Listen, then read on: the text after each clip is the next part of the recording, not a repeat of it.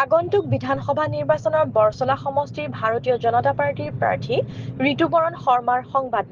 কংগ্ৰেছৰ প্ৰাৰ্থী ৰিপুণ বৰাই তেওঁ পেৰাচুট লেণ্ডিং প্ৰাৰ্থী বুলি কৰা মন্তব্যৰ প্ৰতিক্ৰিয়া প্ৰকাশ কৰি কয় যে তেওঁ পিতৃ-মাতৃ বৰছলা সমষ্টিৰ গৰুডুবা অঞ্চলত বাস কৰিছিল আৰু পিছত তেজপুৰলৈ স্থানান্তৰিত হয় আৰু তেওঁৰ মই ক'ৰবাত পালো এনেকুৱা এটা ধাৰণা দিব বিচাৰিছে যে বৰছলাৰ বিজেপিৰ মনোনীত প্ৰাৰ্থীগৰাকীয়ে ওপৰতে আহি পৰিছে, মানে পেৰাচুট লেণ্ডিং হৈছে।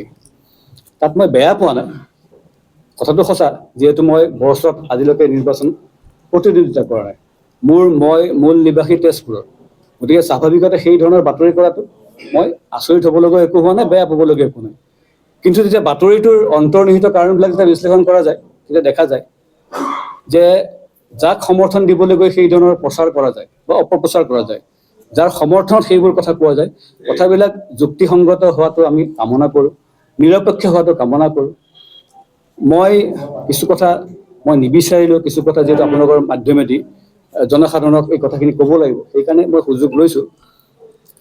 মোৰ জন্ম তেজপুৰত, মোৰ মাতৃ পিতৃ বৰছলাৰ গৰুডুবা আৰু তাৰ আগত বুঢ়া চাপৰিৰ পৰা উঠি গৈ তেওঁলোকে তেজপুৰত আছেহি। এতিয়াও আমাৰ পৰিয়ালৰ বহু সদস্য ইয়াত আছেহি।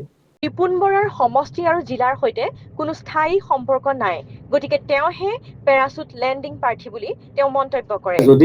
মই যদি পেৰাচুট লেণ্ডিং মোৰ হয়, তেতিয়াহ'লে যিগৰাকী প্ৰাৰ্থীৰ সমৰ্থনত দিছে, ক'বলৈ ভাল লগা নাই, মই ধেমালি সুৰত কৈছোঁ, আপোনালোকে নল'ব, তেওঁতো মাটি ফুটি ইয়াৰ পৰা ওলোৱা নাই, আমিতো মাৰ পেটৰ পৰাই জন্ম ল'ব লাগিব।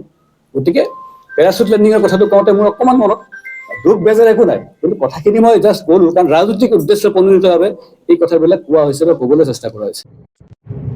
ইয়াৰ উপৰিও হৰেণ নাথ নামৰ ব্যক্তিগৰাকীয়ে ঋতুপৰণ শৰ্মাৰ বিৰুদ্ধে KPS গিলক আমন্ত্ৰণ জনোৱাৰ অভিযোগ তুলিছিল। সেয়া এক মিথ্যাচাৰ বুলি অভিহিত কৰে। নিজকে জাতীয়তাবাদী বুলি মুখা পিন্ধা ব্যক্তি এগৰাকী যেতিয়া কংগ্ৰেছৰ সমৰ্থনত, তেনেকুৱা এগৰাকী কলংকিত ব্যক্তিৰ সমৰ্থনত মোক যদি সেই পৰ্যায়কে কোনো ভিত্তিহীন কথাৰে সমালোচনা কৰে আৰু ব্যক্তিগতভাৱে আক্ৰমণ কৰে, মই KPS গিলৰ কথাটোকো মই বেয়া পোৱা নাই। যিসকল অসম গণ পৰিষদৰ লগত সেই সময়ত জড়িত, তেখেতসকলেও যিহেতু তেখেতসকলৰ এজন মানে ক্ৰীড়াৰ ক্ষেত্ৰৰ লগত জড়িত ব্যক্তি থকাৰ সূত্ৰে এই একেই কথাত তেখেতেও গামোচা পিন্ধিছে। তাত কোনো ধৰণৰ বিতৰ্ক হোৱা নাছিল, কাৰণ সেইটো বিতৰ্ক কৰিবলগীয়া একোৱেই নাছিল। তেওঁ নিজৰ কামত আহিছিল, গতিকে বাই প্ৰট'কল কোনোবাই কামত গামোচা পিন্ধিছে, কথা তাতেই শেষ। তাৰপিছততো কথাখিনি সাম কাটিল, গ'ল কথা গ'ল। এই বিষয়টো আজি ইমান বছৰৰ মূৰত সেই যিগৰাকী ব্যক্তিয়ে কথাবিলাক উপস্থাপন কৰিছে, মই এই কথাটো কোৱাত বেয়া পোৱা নাই, কাৰণ কথাটোতো নোহোৱা নহয়। তেওঁ ভুলকে ভাঙি মেলি কথাখিনি কৈছে, কথাটোতো হয়, গামোচা পিন্ধাৰ কথাটো হয়, কিন্তু তেখেতে কিহৰ বাবে কৈছে, কাৰ সমৰ্থনত কৈছে, সেইটোৱে মোৰ বাবে চিন্তাৰ বিষয়ে। ৰাইজে এই কথাটো অলপ গুৰুত্ব সহকাৰে ল'ব লাগিব।